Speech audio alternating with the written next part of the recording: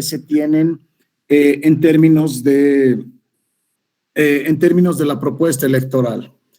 No es para la primera elección que hago este trabajo, ya en varias elecciones pasadas he tratado de ver, y lo que en general he visto es que se llama los que elaboran este tipo de documentos, las hacen para cumplir con el requisito de presentarse de candidatos.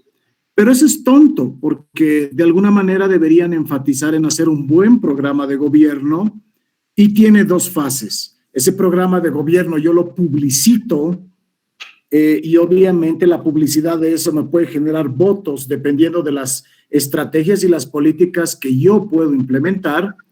Y por el otro lado puede ser, si yo gano las elecciones, mi agenda de trabajo. O sea, y eso es lo que los candidatos no lo ven como positivo. O sea, si yo tengo un programa de gobierno sólido, eso me permite poder implementar políticas públicas que se llama cuando yo asumo la presidencia. Entonces ya tengo mi agenda de trabajo y no llego a la presidencia y tonteo y no sé qué voy a hacer y qué voy a atacar primero, y simplemente ya lo tengo claro, pues. O sea, entonces esa es la idea de tener el programa de gobierno. Pero lastimosamente, como en Bolivia, la gente no lo ve así. Eso es triste, porque se deja y se pierde la oportunidad de poder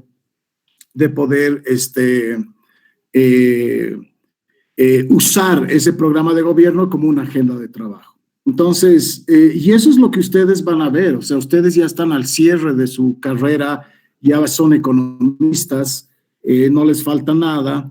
Y bueno, esas son las cosas con las que se tienen que luchar. O sea, no se decepcionen, no se desanimen.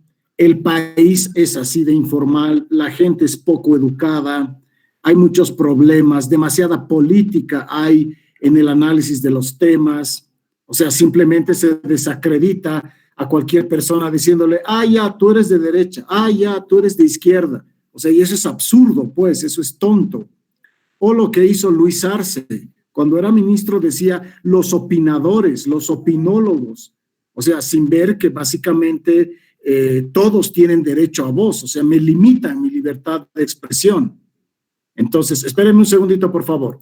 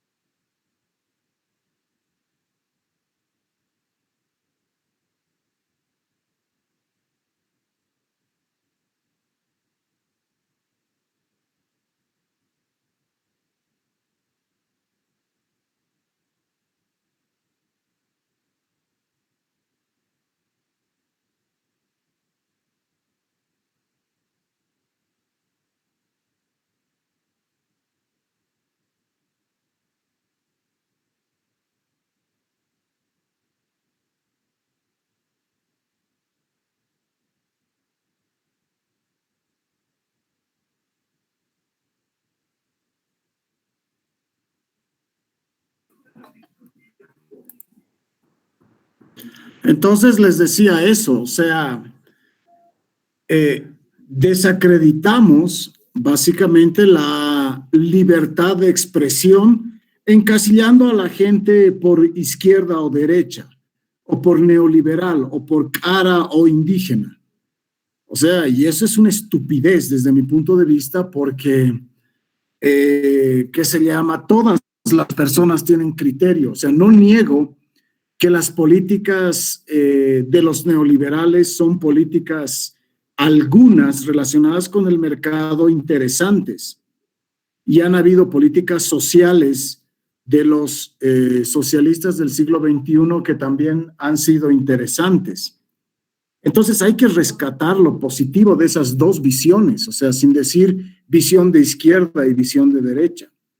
O sea, Evo Morales siendo que se llama indígena y demás, yo decía interesante porque va a luchar por los derechos indígenas, pero en 14 años no hizo absolutamente nada. O sea, todos sus ministros, excepto el canciller Choquehuanca, era el único indígena, los demás no lo eran.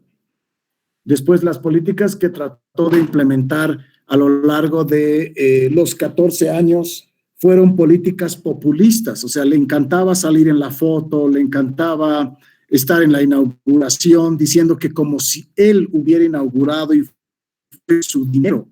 Entonces, esas cosas, pues eran cosas que él hizo para ser popular ante la gente. O sea, qué lindo yo ir a una comunidad rural donde nunca va ningún presidente y regalar una cancha de césped sintético. ¡Wow! Yo voy a ser el héroe del día. Pero al final, en las políticas públicas, uno se da cuenta que en vez de cancha de césped sintético, hospitales habían sido importantes escuelas. Entonces, esas cosas yo critico sin ser de la derecha.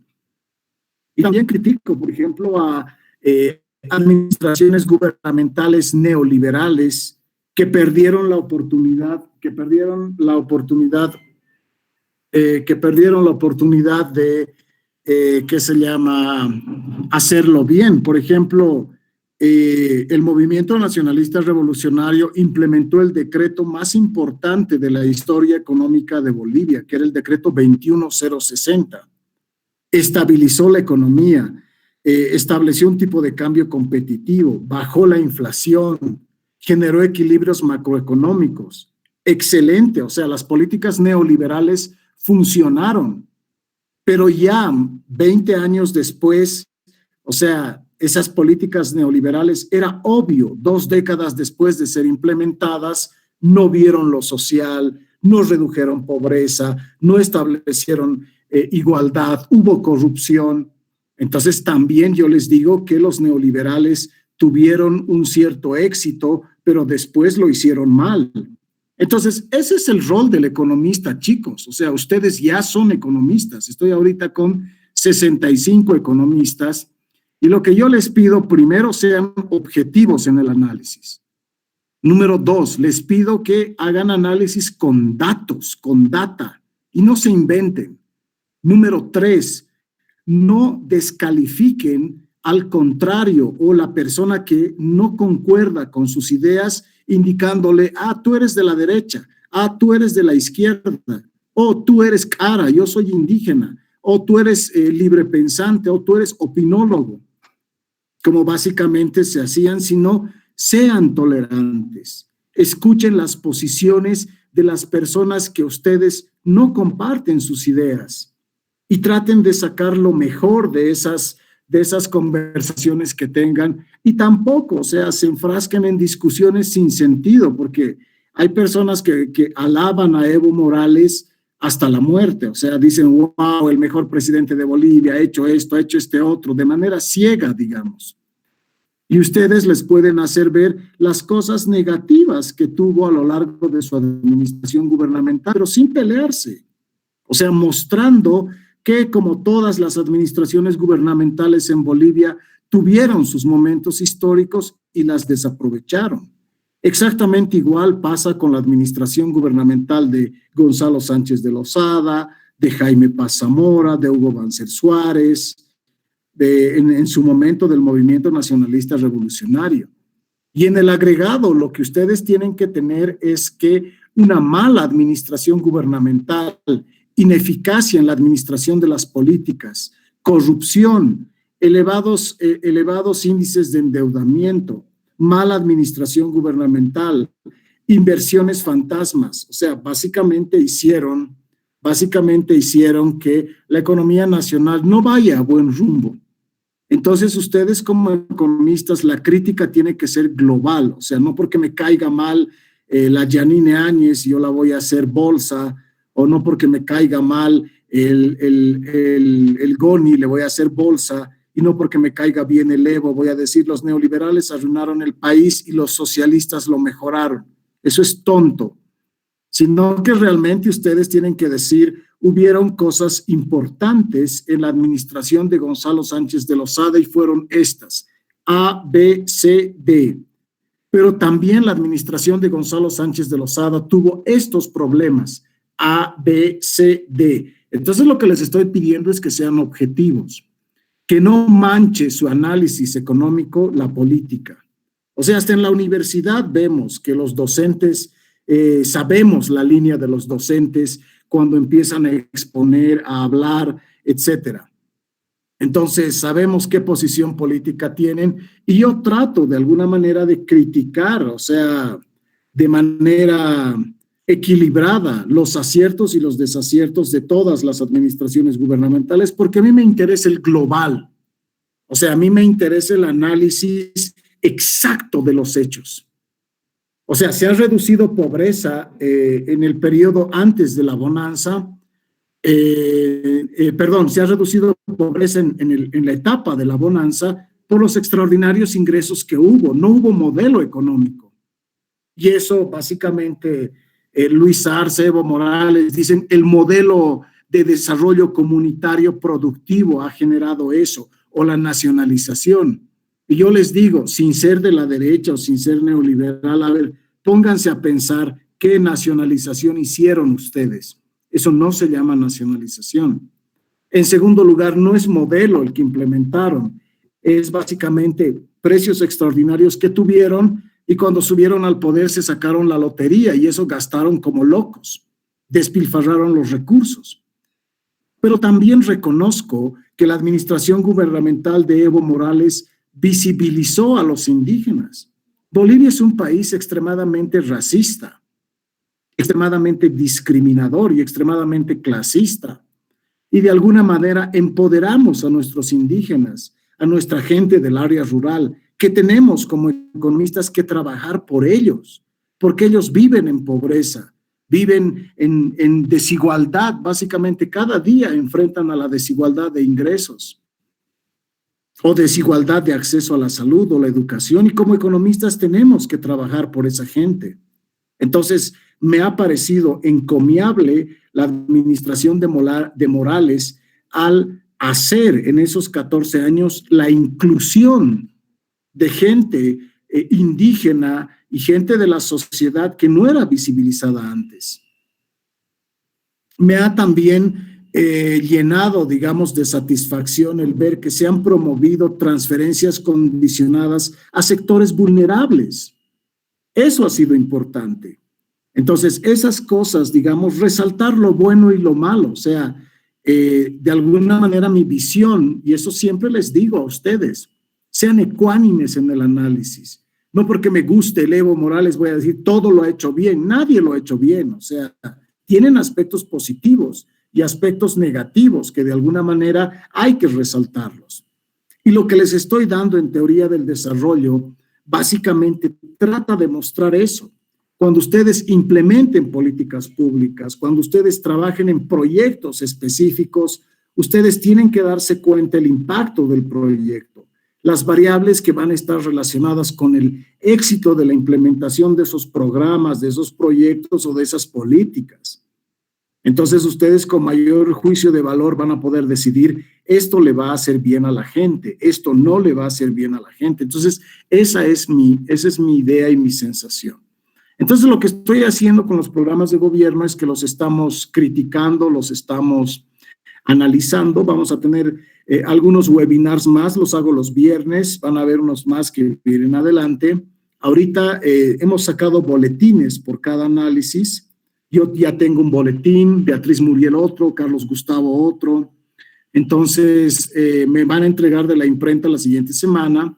Los que quieran el boletín, voy a decirles, escríbanme, los que están interesados, se los voy a regalar porque casi todas mis publicaciones yo las regalo, porque el conocimiento tiene que ser universal, o sea, de nada sirve que yo les venda, yo no quiero lucrar con mi investigación y mis publicaciones y es estúpido a mis estudiantes tratar de sacar provecho de mis libros, digamos. Compren mi libro porque es que se llama libro de cabecera. Muchas veces mis docentes me han hecho eso y me enojaba porque yo veía que esos libros no tenían mucha importancia.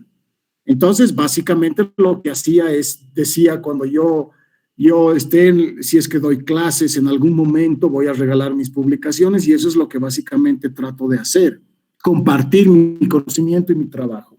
Entonces, esa es la idea y más adelante podemos ver. ¿Alguien tiene algunas impresiones más de los que participaron?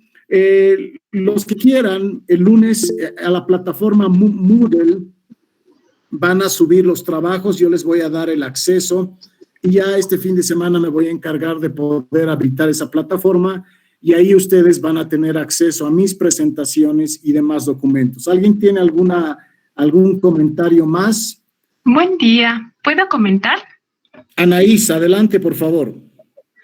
Buen día, licenciado. Sí, yo estuve lo vi por Facebook, también estuve al vivo. Y lo que yo puedo comentar es, bueno, lo que yo he rescatado de su exposición es que me ha parecido muy bien planteada, porque, por ejemplo, en el sentido de tratar el tema de la pobreza, no solo se ha reducido a un análisis cuantitativo frío de indicadores, sino ha introducido y ha reconocido otros aspectos importantes que están muy fuertemente vinculados a la pobreza, como son la desigualdad, el acceso a la salud, el acceso a la educación, la esperanza de vida. Y esos aspectos yo pienso que ayudan a comprender el significado de la pobreza y a partir de ello realizar evaluaciones que nos acerca a conocer la verdadera situación del país. Y con ese referente también me ha parecido acertado plantear soluciones a partir de esos aspectos que ha mencionado, como por ejemplo reconocer que los bonos no ayudan a la posición en el umbral de la pobreza y que es más acertado invertir en capital humano, fomentar la inversión, como nos decía, ¿no? Con una perspectiva hacia nuevos sectores.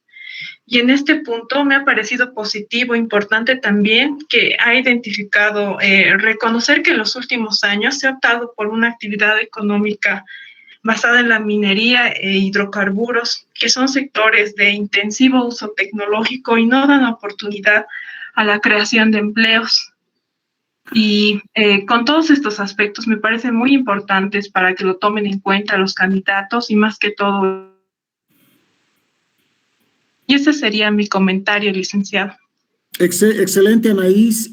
Me gusta que te haya parecido interesante mi presentación. Bueno, a veces las presentaciones que hago, yo no necesariamente quiero que ustedes estén de acuerdo conmigo. O sea, lo que me interesa básicamente es en ustedes que sean críticos. Me puedo equivocar yo también. O sea, puedo cometer errores, quizás mi análisis no esté orientado con profundidad y ahí ustedes o los participantes siempre de mis actividades tienen que comentar eso y ser críticos y eso me ayuda a mí a seguir haciendo mejores análisis. Entonces, eso tómenlo en cuenta y eso es sumamente importante.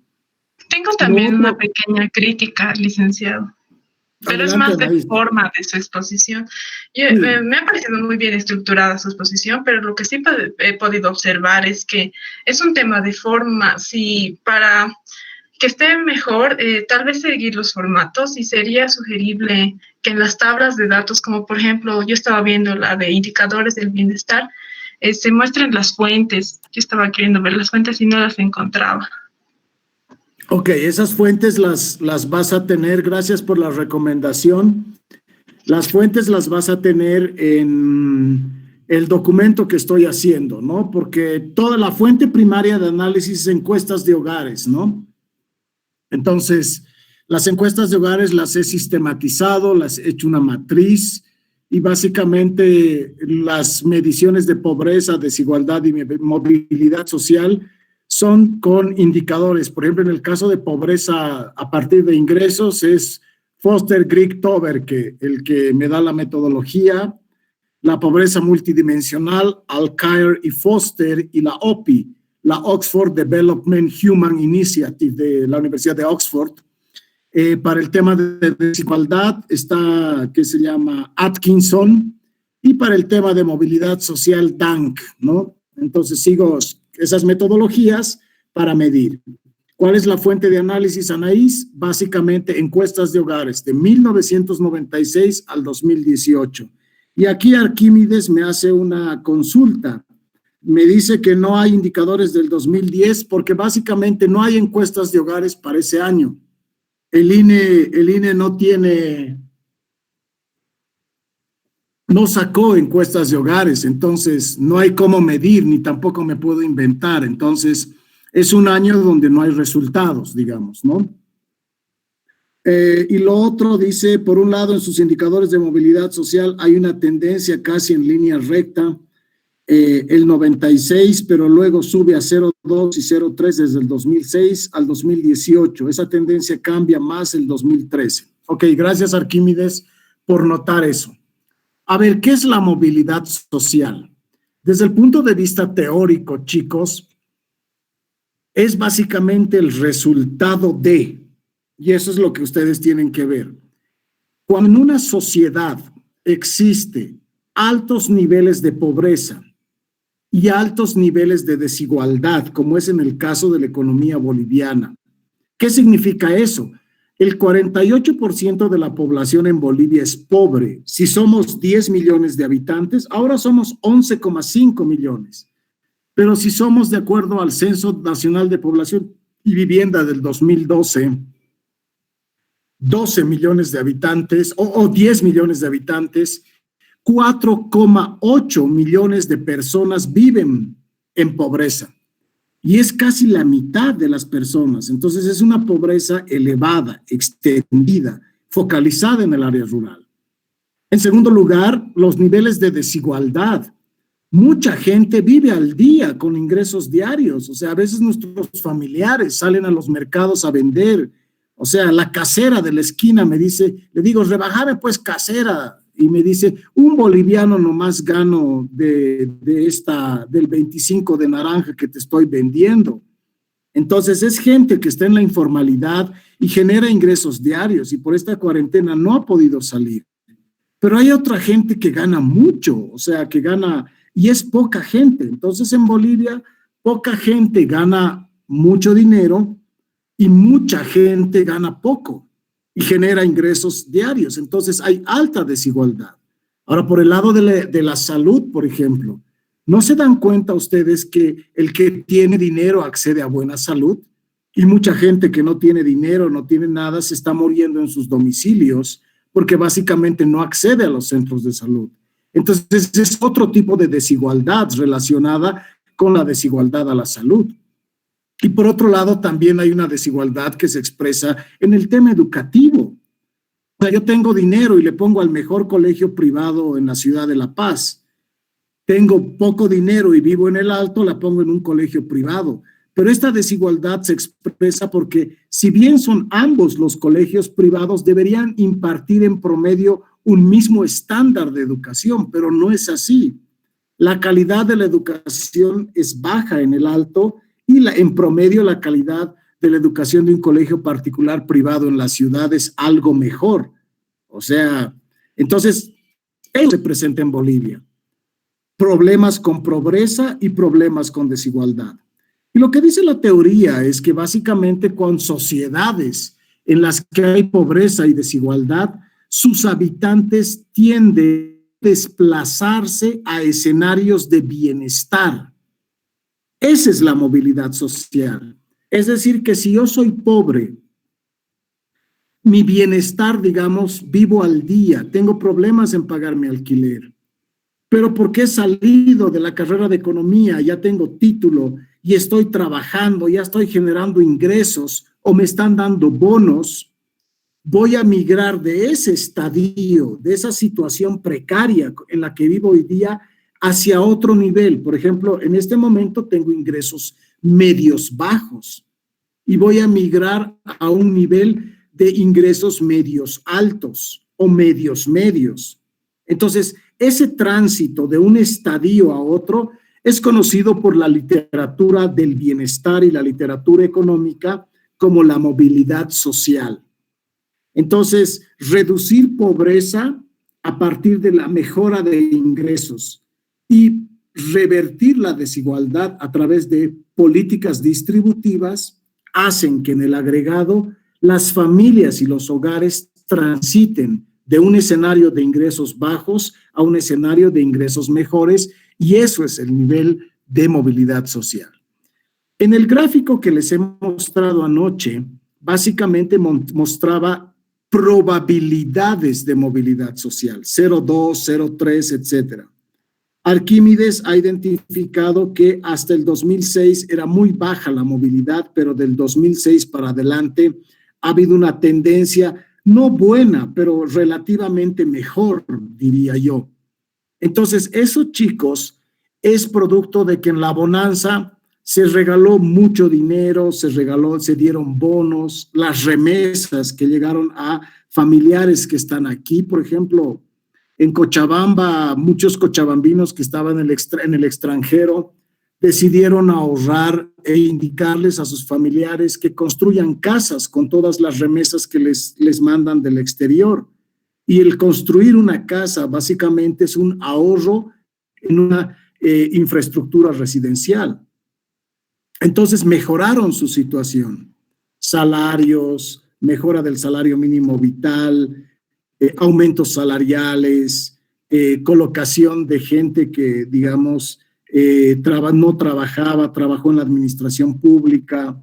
Entonces, eso generó una relativa movilidad social y también disminuyó pobreza y disminuyó en parte desigualdad. Entonces, esa relativa movilidad social es conocida en la teoría económica como una movilidad estructural, pero ha sido muy tenue. Si ustedes ven, o Arquímedes, si has podido ver, por ejemplo, en los indicadores de ex post a la bonanza, porque he determinado 3 escenarios. El escenario ex ante, que es el escenario N-1, digamos, N es bonanza, N-1 es ex ante a la bonanza, es decir, periodo anterior a la bonanza, y el periodo N+1 es el periodo ex post a la bonanza. Entonces, en esos 3 momentos de tiempo los he desagregado y a mí me permiten ver cómo era la pobreza antes o la movilidad social y cómo es ahora. Y en el periodo N+1 ex post a la bonanza es lo que más me preocupa. Porque como el ciclo de los ingresos y de la bonanza ya se ha esfumado, básicamente, y estamos con coronavirus, etcétera, sube el Arce, sube el Mesa, suba la Yanine con el Samuel, sube el Oscar Ortiz, o sube el Tuto, sube el Chi, el que sea, se va a enfrentar con una economía sin dinero, con una economía en el ciclo económico recesiva. O sea, se va a enfrentar con una economía en la que va a haber restricciones desde el punto de vista del ingreso. Y todavía se va a enfrentar con una economía en que los hospitales van a continuar llenos. Se va a necesitar hacer inversiones en el sector salud, la gente se va a seguir contagiando. La vacuna no va a llegar ahorita, o sea, va a salir la vacuna y mañana me estoy vacunando contra el COVID. No, o sea, hay en realidad en el mundo, están haciéndose pruebas a 156 diferentes vacunas, chicos, 156, de las cuales las que más se han publicitado son la vacuna hecha en China, que todavía no sale, la vacuna rusa, que dijeron que ya está para salir y para distribuirse, inclusive México y la Argentina van a fabricar esa vacuna rusa, y la vacuna de la Oxford. Esas 3 han sido las más publicitadas de las 156 que se están trabajando en el mundo, y una vacuna francesa más. Entonces, lo que les quiero decir es que Oxford hace 2 días ha suspendido las pruebas porque en un paciente se le ha detectado mielitis en la médula espinal, que es básicamente una deformación. Entonces, han suspendido los ejercicios y las pruebas y no saben cuándo va a reiniciar, y ya estaba por salir la vacuna. Ahora imagínense la logística. Tienen que distribuir vacunas a todo el mundo. o establecer laboratorios geográficos para poder producir con la fórmula la misma vacuna. Y eso tarda meses. Entonces, el elegido el 18 de marzo se va a enfrentar que todavía su administración gubernamental posesionada al siguiente año, el 2021, va a tener que gestionar un ambiente y un escenario de pospandemia. La pandemia va a continuar hasta que llegue la vacuna y se trate a la gente, los hospitales bajen el nivel de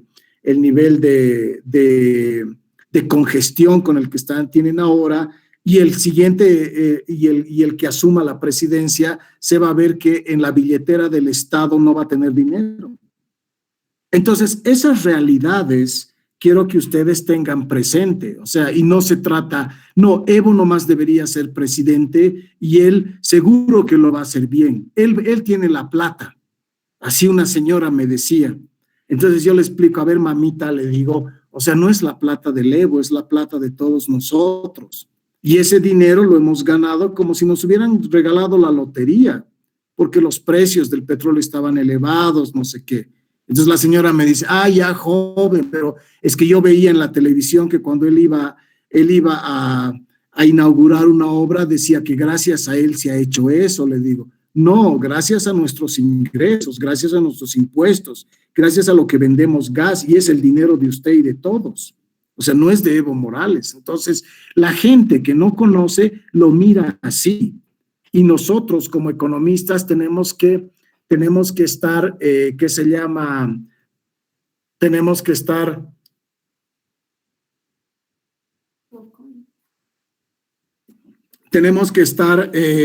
conscientes que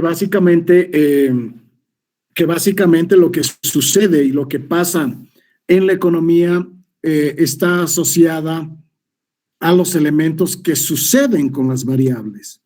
Y nosotros como economistas tenemos la responsabilidad de informar a la población sobre los avances, pero más sobre los retrocesos. Y sin ninguna visión política, chicos. Yo les saco, o sea, pueden ser ustedes pues del MAS, pueden ser de la Yanine, pueden ser, pero no es mi mejor recomendación. O sea, mi recomendación como amigo, yo les digo que traten de hacer sus juicios de valor y demás, porque alguien va a venir, su mismo compañero les va a decir, es que vos eres pues masista, pues por eso estás hablando a favor del Evo. O sea, y es bien difícil tratar de cambiar ese estereotipo en el que te encasillan. Tú eres de izquierda, tú eres de derecha. Ya, sin necesidad de abrir la boca, ya básicamente te están diciendo, por neoliberal estás diciendo eso y lo que estás diciendo no sirve. O por masista estás diciendo eso y el masismo se ha robado la plata del país y ha despilfarrado, no sirve lo que estás diciendo. Entonces, mi recomendación básicamente es que sean de alguna manera sus juicios de valor apolíticos, que sean fundamentados en evidencia, en datos, que asocien básicamente los éxitos y los fracasos de lo que están analizando de acuerdo a las tendencias que identifiquen, construyan sus indicadores y eso, digamos, les va a reportar mejores resultados. Si no hay ninguna otra consulta más, les he pasado Doctor, el libro. yo quería preguntar algo. Nicole, adelante, por favor. Bueno, ayer usted decía que las asignaciones del Tesoro y la educación y salud a estas áreas eran históricamente decepcionantes. Entonces, decía que rodeaba alrededor del 5% para salud y 1% en educación, si no me equivoco. Y bueno, ¿cuál sería el óptimo que debería destinar el presupuesto a estas áreas o a lo que debería enfrentar el nuevo gobierno? Ya, Nicole, muchas gracias.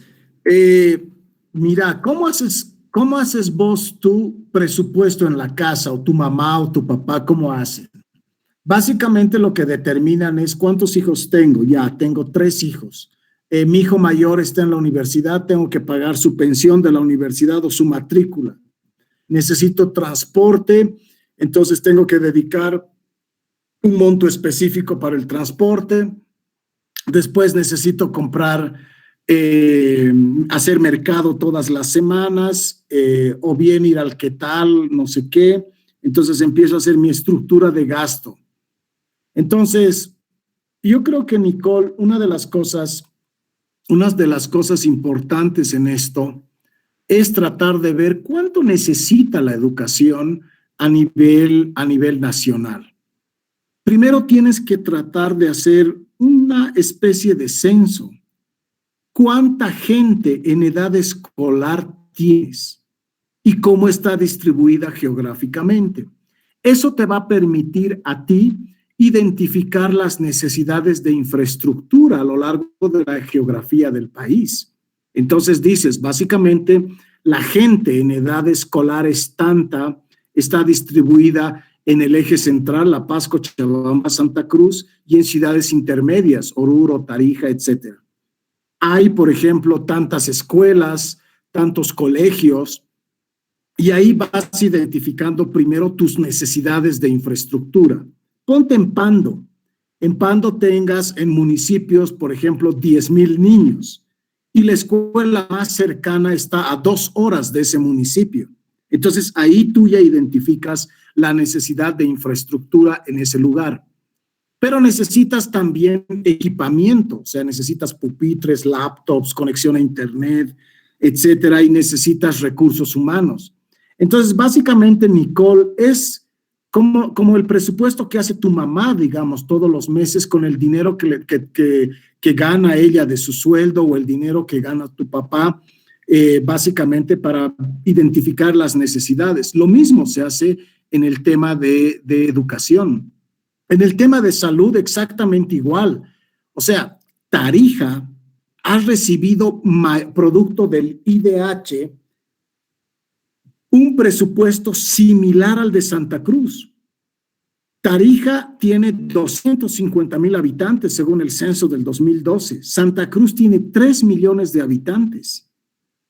¿Y cómo Tarija ha recibido tanta plata? ¿Dónde está esa plata? Y tú miras, por ejemplo, en Tarija, no hay un hospital de tercer nivel, Nicole. No hay. Entonces dices, ¿por qué no? Por ejemplo, el gobernador ha hecho construir el mejor hospital de tercer nivel para Tarija. No hay. Entonces ahí tú miras las necesidades de infraestructura. Por ejemplo, y si miras La Paz, por ejemplo, la alcaldía con el IDH ha hecho los hospitales, el hospital de Cotauma, La Portada, etcétera. Con el IDH se ha hecho producto del gas. Pero también esos hospitales, ¿cuántas camas de terapia intensiva tienen? 8 camas, 10 camas, 12 camas. Entonces ahí tú miras y puedes identificar, por ejemplo, para la ciudad de La Paz, las necesidades de infraestructura. Y a nivel nacional puedes hacer eso. Recursos humanos. O sea, hay 1, 2 doctores de especialidad que manejan el tema del sistema nervioso, operaciones del corazón, que se han especializado afuera y son como joyas de oro, digamos.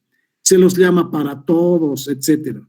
Entonces necesitas recursos humanos, necesitas equipamiento y así vas haciendo una lista de necesidades y eso lo transfieres básicamente al presupuesto que tienes disponible en el Tesoro General de la Nación. Y una cosa, o sea, a mí me da pena, por ejemplo, yo soy crítico a veces con Evo Morales y le digo, o sea, ¿cómo tú que se llama dicho que eres del pueblo, para el pueblo y con el pueblo, has invertido tan poco para el área social? No me crean a mí, chicos, vean el presupuesto general de la nación y vean cuánto se invierte en educación y en salud, cuánto se ha destinado. Ahora, este problema, como dice Nicole, no es de Evo Morales, sino es históricamente, desde 1825, muy poco se ha destinado a salud y educación. Pero el problema es más importante cuando tienes un presidente popular, un presidente que dice que administra escuchando al pueblo. Entonces, ese presidente debería destinar a salud y educación mucho más, ¿no? Pero vean, van a ver el presupuesto, por ejemplo, en la era de Morales, se destinaba más el 20% del presupuesto a la presidencia, 20% del presupuesto al Ministerio de Comunicación. Por eso habíamos los spots Evo cumple, Evo aquí, allá, etcétera. O sea, por ejemplo, en Costa Rica con una ley gubernamental, está prohibido que el presidente haga campaña publicitaria con su imagen, que está yendo a inaugurar una cancha, que está yendo. Ahora, no solamente Evo Morales lo ha hecho. O sea, el MNR con Víctor Paz lo ha hecho, el GONI, Jaime Paz Zamora cuando inauguró el gasoducto del Brasil, de Bolivia al Brasil, hizo campaña.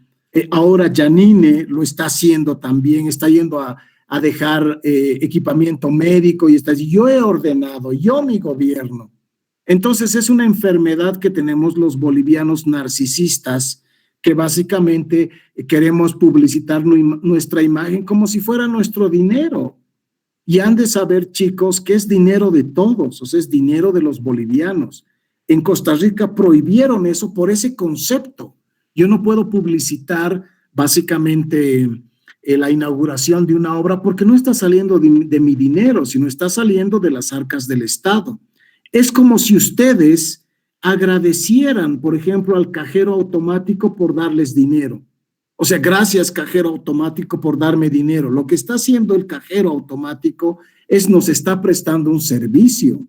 Y ese servicio básicamente es porque tenemos en esa entidad bancaria dinero y lo único que nos está dando es darnos el dinero que es nuestro. Entonces, al inaugurar una obra, una escuela, un camino o un hospital o algo, básicamente es producto del dinero que tenemos y esa infraestructura es nuestra. Entonces, ese concepto se olvida. Le pasó mucho a Evo Morales, le está pasando a Yanine ahora y le ha pasado a Jaime Paz, a Hugo Banzer Suárez, etcétera. Entonces, esas actitudes y esas actividades son negativas en el agregado. Entonces, y esa es básicamente la idea. Y lo que te quiero decir, Nicole, si analizas, por ejemplo, aquí la investigación, puede salir una hermosa tesis, analizar calidad de gasto. Y ese es gasto social. Se puede hacer por administración gubernamental, ¿no? O sea, se puede correlacionar la administración gubernamental con el gasto que se ha hecho. Históricamente, en promedio, pueden ver que se destinaba a otras cosas. Por ejemplo, entre 1825 y 1900, la mayoría eran gobiernos militares. El gobierno de Linares, por ejemplo, fue el primer gobierno civil. Pero la mayoría de los gobiernos, básicamente lo que hicieron es destinar más al presupuesto de los militares que al presupuesto de educación o de salud. Entonces, sumamente decepcionante, pues. Y, por ejemplo, en el tema del movimiento nacionalista revolucionario, movimiento de izquierda revolucionario MIR, Acción Democrática Nacionalista, igual invirtieron muy poco, pero también no tenían bonanza, pues. Entonces, también esa es otra de las críticas que hago. O sea, ¿por qué teniendo tanta plata en un periodo específico de la bonanza se ha invertido tan poco en esta área social? Entonces puede salir una excelente tesis acerca de calidad del gasto público, gasto social. Y lo que se recomienda básicamente, eso se llama, está relacionado con accountability y gobernanza, good governance, en donde dice que la good governance implica que si tú recibes fondos públicos, tienes que ser eficiente en la administración de esos recursos públicos. Además de ser eficiente, cuidar gasto público es sumamente importante. O sea, cuidar en qué es lo que estás gastando. Si estás gastando en spot publicitario, en salir en la radio, en que tu imagen esté, es un gasto corriente. Pero si tú inviertes en una escuela, en un centro de salud, en un camino, en viviendas para gente del área rural, ese gasto ya no es gasto corriente, sino es gasto en inversión, gasto destinado a la inversión. Entonces, eso es lo deseable. Entonces, ustedes ven que el desarrollo de una economía, el desarrollo de un país es una colección del buen uso de las variables económicas. Es una colección de actitudes, ser eficiente en el tema del gasto, eliminar corrupción, destinar inversión pública efectivamente para solucionar los problemas estructurales de pobreza y desigualdad. Entonces, el desarrollo trata de buscar de manera eficiente que las administraciones gubernamentales hagan su trabajo con calidad, con eficiencia, pero además viendo las necesidades básicas e insatisfechas de la población. Eso es lo deseable. Espero, Nicole, haber absuelto tu pregunta. ¿Y tienen alguna pregunta, por favor? Sí, licenciado. Adelante, Licenciado, por favor. Bueno, usted estaba analizando las propuestas y creo que también es algo propicio después de tanto tiempo de gobierno y con un mismo modelo, considerando que las situaciones son diferentes. ¿Cree usted que es necesario plantear un nuevo modelo económico para Bolivia? ¿Y hay algún partido que tenga la intención de hacer esto? Gracias, José. Tu pregunta es súper interesante. O sea, es sumamente motivante tu pregunta porque si ustedes pueden tener acceso a los programas de gobierno entrando al Tribunal Supremo Electoral. En su página web, ahí están colgadas las propuestas de los candidatos que se van a presentar el 18 de octubre y es de libre acceso. Nosotros hemos entrado, hemos bajado, hemos tenido varias rondas de discusión por Meet y hemos discutido los contenidos. Ninguno o ninguna de las propuestas establece de manera formal un cambio de patrón de desarrollo del país. Y yo creo que es momento, el coronavirus está dando básicamente una oportunidad importante de poder debatir y poder discutir el cambio de modelo y de patrón de desarrollo. Tenemos un desarrollo heredado desde la colonia. En la colonia se explotaba minerales y básicamente recursos primarios. Y ahora en la República también, y a partir del 2006 en el Estado plurinacional, también seguimos explotando materias primas para de exportación. Pero eso también nos está dando, chicos, que no genera empleo. Y les estoy diciendo que se deben buscar actividades en que los bolivianos puedan generar empleo, o sea, puedan trabajar, puedan generar ingresos producto de su trabajo, obtener salarios mejores, etcétera. Entonces, una de las cosas que es bien importante y es bien necesario es tratar de debatir cuál va a ser el siguiente modelo de desarrollo. Mi idea es que básicamente los agronegocios, la agroindustria representan para Bolivia un potencial interesante. ¿Por qué? Porque estamos básicamente en un momento en que el mundo está en cambio climático.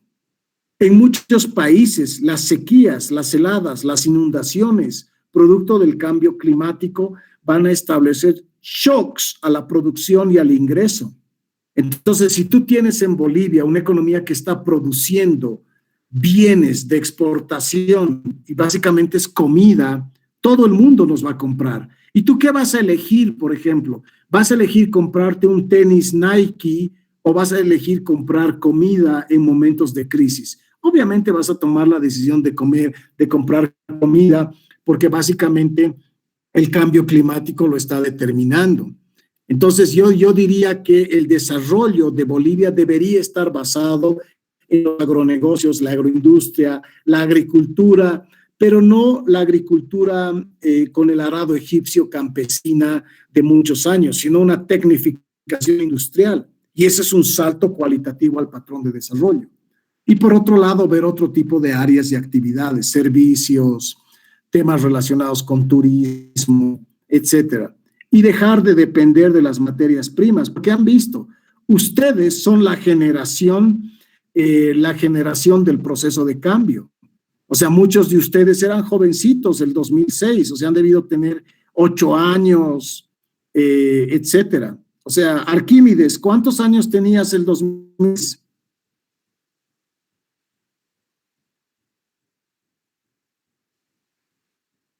Arquímedes. Anaís Pereira, ¿cuántos años tenías el 2006?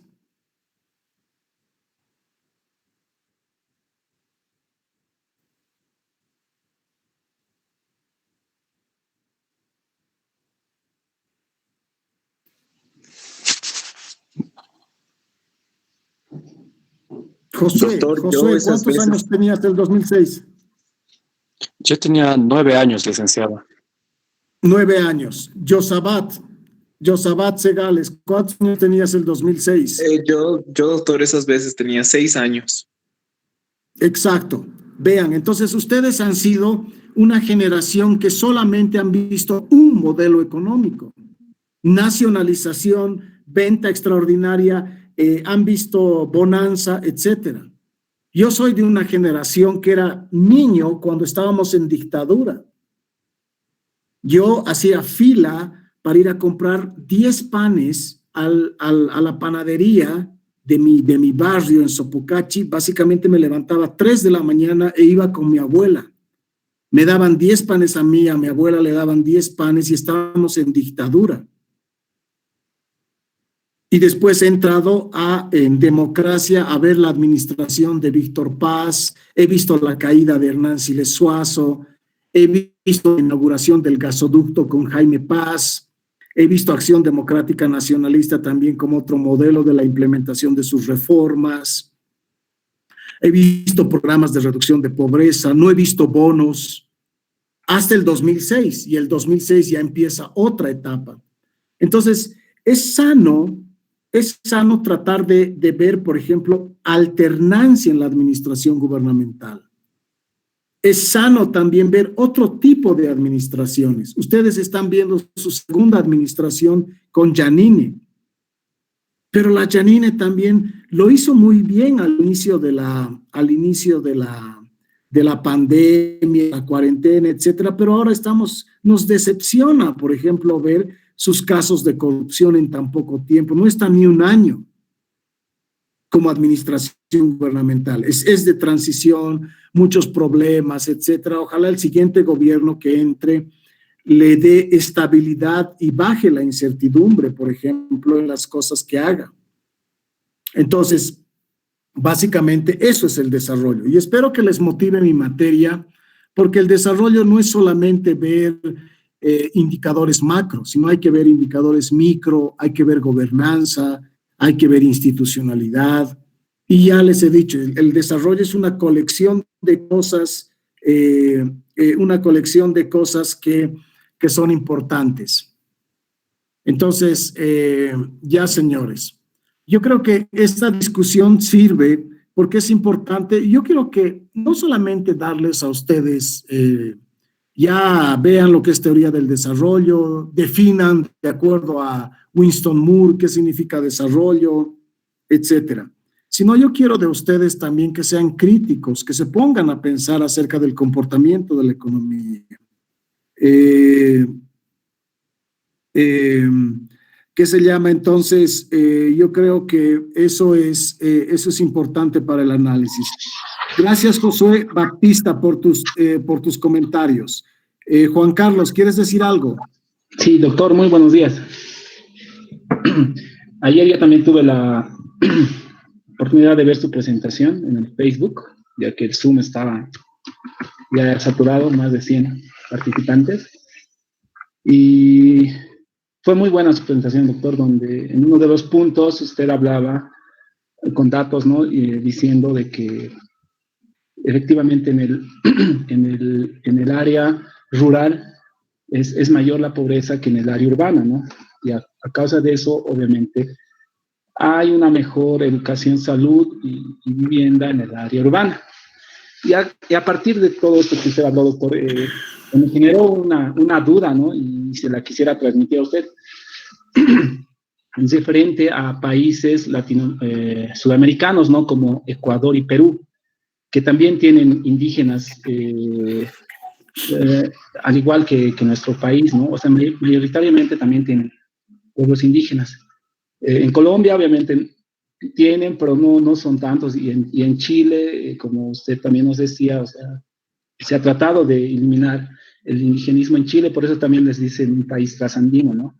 Entonces, con referencia a eso y específicamente de Perú y Ecuador, ¿usted cree, doctor, que en estos países los gobiernos, económicamente hablando, les atienden mejor sus las conquistas sociales que estos pueblos indígenas tienen. ¿Por qué le pregunto esto, doctor? Porque que yo me acuerdo, no he visto, digamos, grandes manifestaciones de indígenas en estos dos países, los cuales, digamos, reclamen sus derechos, les reclamen, digamos, mejor salud, educación. No tengo entendido que se haya dado, digamos, marcha de indígenas que hayan llegado a Lima, por ejemplo. Sí ha habido en Ecuador el año pasado, por la subvención del gas, que sí, la primera, digamos, que se ha escuchado que indígenas han llegado al centro histórico de Quito, ¿no? Pero fundamentalmente en Bolivia sí se ve esto, ¿no? Y entonces, por eso va mi pregunta, si en estos dos países, como ser Ecuador y Perú, los gobiernos los atienden con sus demandas, si saben satisfacer sus demandas, y es por eso que los indígenas de esos países tal vez no hacen huelgas, no hacen marchas y demás, doctor. Esa era mi duda. Gracias. Gracias, Juan Carlos. Primero hay que mencionar que las realidades culturales, las realidades de las sociedades y lo societal es totalmente distinto, aunque haya mayoría indígena quechua, por ejemplo, en el Ecuador, en el Perú también y en Bolivia. Y las formas de expresión de los indígenas son diferentes. Quizás nosotros, digamos, somos el estilo guagua que llora, no mama, porque, digamos, no atienden nuestras exigencias, salimos a la calle, bloqueamos, nos crucificamos, hacemos marchas, etcétera. Esa es la forma en que la sociedad se ha configurado en Bolivia, extrema conflictividad y expresada en estas cosas, en estas figuras. Por ejemplo, en el Perú, los indígenas marchan o básicamente están en contra de las actividades mineras. En el caso del Ecuador, y yo no haría muchas comparaciones, sino diría que esa es la forma de expresión diferente. Tenemos, por ejemplo, en México indígenas. Guatemala es un país centroamericano con una riqueza de indígenas importante. Colombia no hay mucho. Perú y Ecuador es similar a Bolivia, pero hay que tener mucho cuidado con las comparaciones, ¿no? En Bolivia, por ejemplo, los indígenas han tenido marchas, han tenido problemas, han tenido muchas formas de expresar su insatisfacción y sus necesidades, pero ninguna de las administraciones gubernamentales hasta el día de hoy ha resuelto sus problemas. O porque los 14 años que ha estado el Evo Morales, los indígenas han resuelto su situación de pobreza, han mejorado su estándar de vida, o son más educados que antes. No, definitivamente no. Entonces, lo que nos tiene que llamar la atención es indicadores de pobreza, de desigualdad, de inclusión, de mejora de estándar de vida, etcétera, para ver el avance que tenemos nosotros hacia esos sectores. Eso me parece importante. Entonces, y también se puede ver también que a nivel internacional, ver qué políticas están implementando. Son otras administraciones gubernamentales, otras realidades, otro tipo de indígenas también. Yo he participado de un congreso de quechuas, por ejemplo. Primero me he encontrado me ha impresionado, por ejemplo, un quechua del Perú habla distinto que un quechua de Cochabamba.